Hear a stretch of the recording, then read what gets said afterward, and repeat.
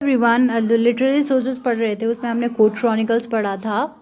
अब हम पढ़ने वाले हैं मेमोयर्स एंड द ऑटोबायोग्राफीज। हमने पढ़ा है जैसे ऑटोबायोग्राफी, हमने महेंद्र सिंह धोनी की ऑटोबायोग्राफी एक फिल्म के द्वारा दर्शाई गई, उसी तरीके से उस टाइम पे जो लोगों की ऑटोबायोग्राफीज होती थी वो रिटन होती थी, लिखी जाती थी। एक बहुत ही वैल्यूएबल सोर्स ऑफ इन्फॉर्मेशन है, बहुत ज़्यादा हमें जानकारी प्राप्त कराती है। सम एग्जाम्पल जो है मिडीवल टाइम पे लिखी गई थी वो है बाबरनामा, जहांगीरनामा, हुमायूंनामा। बाबरनामा जो है ये बाबर की है। बाबर कौन था?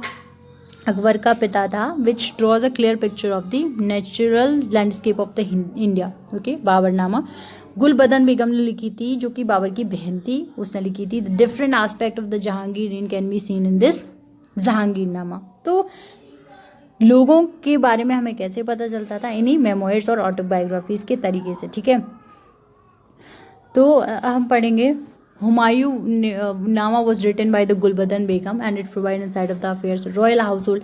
घर जो रॉयल हाउस होल्ड होता है, हाउस होल्ड हरम जो वगैरह होता था, उन सब चीज़ों के बारे में बताती थी, क्योंकि एक लेडी के द्वारा लिखी जाती थी। तो बेसिकली फोकस जो था वो एक घरेलू चीज़ों पे था। Account of the travellers. Okay, a number of foreign travellers who came to India during the medieval period have left written accounts on their visits. जो भी आता था लिखता था। किसी की पैशन अगर लिखना है तो हर जगह वो कहीं से भी आता था, वो इंडिया के बारे में उसने लिखा। ठीक है, अलबरूनी एक बहुत ही सिंपल सा एग्जाम्पल है, कहीं भी लिख दो it will match. Okay, these accounts are an important source of history as they provide fair and the unbiased account of the Indian kings. तो लोग जब बाहर से आते थे वो अपना जो खुद विटनेस करते थे, आई विटनेस करते थे, वही लिखते थे। कोर्ट में जो राइटर्स थे उनकी तरह नहीं, ठीक है, कि वो किंग की तरफ लिख देते थे, नहीं। अनबायस्ड मतलब कोई बायसनेस नहीं थी, कोई भेदभाव नहीं, जो हो रहा है वही लिखेंगे। फेयर थे, एकदम फेयर इंसान थे कि ठीक है यार, हमें कोई घूस नहीं चाहिए, whatever we will witness will write that. Okay, they also provide information on the social economic and the political life. तो ऑब्वियसली कोई आएगा तो हर एस्पेक्ट को लिखेगा, सोशल, पॉलिटिकल, इकोनॉमिक, सब एस्पेक्ट को। Okay, then the foreign accounts are also used to check the authenticity of the information contained in the court chronicles. court chronicles जो होते थे वो फ्लैटर करने के लिए, किंग को थोड़ा अच्छा फील कराने के लिए होते थे, लेकिन फॉरेन अकाउंट जो होते थे वो जेन्युइन होते थे, रियल होते थे। इसीलिए जब कोर्ट क्रॉनिकल्स में हम कुछ लिखा देखते हैं तो आर्कियोलॉजिस्ट ने क्या किया कि फॉरेन अकाउंट जो दूसरों के द्वारा लिखे गए, दूसरे देश के लोगों के द्वारा लिखे गए हैं, तो उनसे मिसमैच करते थे कि क्या जो कोर्ट क्रॉनिकल्स में लिखा है वही क्या फॉरेन अकाउंट्स में लिखा है। तो उससे पता चलता था कि सही बात क्या है। अलबरूनी जो था वो पर्शिया से था, इब्न बतूता मोरक्को से था, निकोला कॉन्टी इटली से था, अब्दुल रजाक जो था वो भी पर्शिया से था। ओके, एंड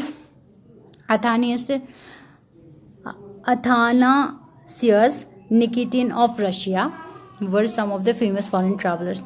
ये अगर आ गया क्वेश्चन कि फॉरेन ट्रैवलर्स कौन कौन से थे, तो Alberuni, Ibn Battuta, Abdul Razzaq, Niccolo Conti, Athanasius Nikitin, Russia, ये सब लिख देना। Okay, then we'll talk about the two pictures which are shown here in the medieval period time are shown of Ibn Battuta। ये Ibn Battuta था और अलबरूनी था। Ibn Battuta कहाँ से था? मोरक्को से था। अलबरूनी जो था वो पर्शिया से था।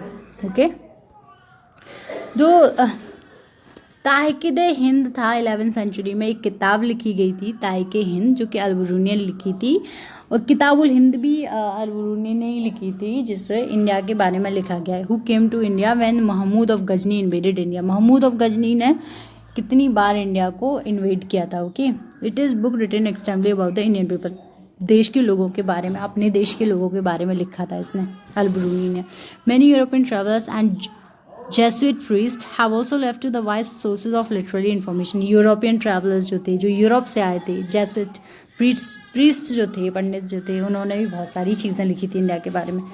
16वीं सदी तक convert. Some of this include Barbosa, Ralph Fitch, Thomas Roe, Tavernier Bernier and मनुशी।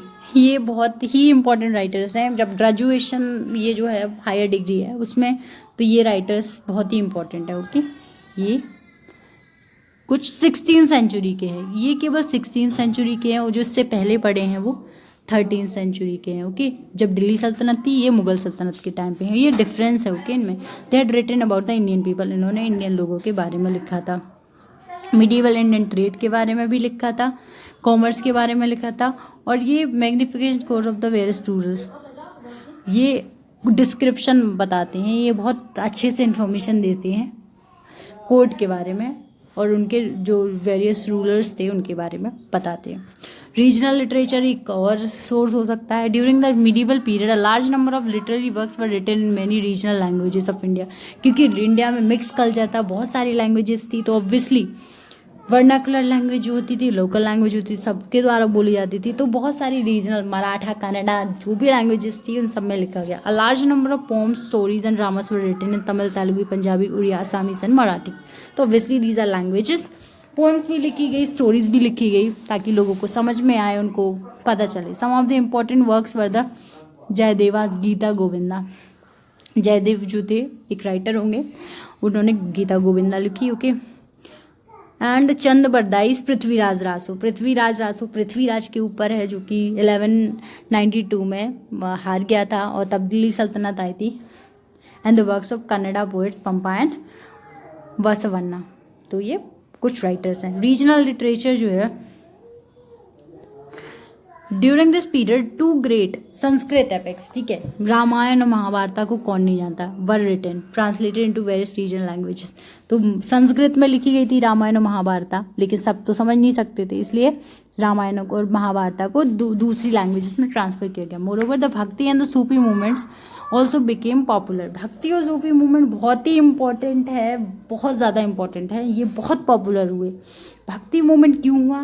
क्योंकि बहुत सारे कल्चर्स एक साथ आ गए। ओके, इसके लिए, इसके कारण many poems written by this saints, बहुत सारी पोम्स भी लिखते थे ये सेंट्स वगैरह। ओके, और बहुत इंफॉर्मेशन प्रोवाइड करते उस टाइम की वैल्यू इन्फॉर्मेशन। ये राम, सीता और लक्ष्मण है, वनवास की एक पिक्चर दी गई है, important picture. And then we will talk about the calligraphy. Calligraphy एक डेकोरेटिव राइटिंग थी। ओके,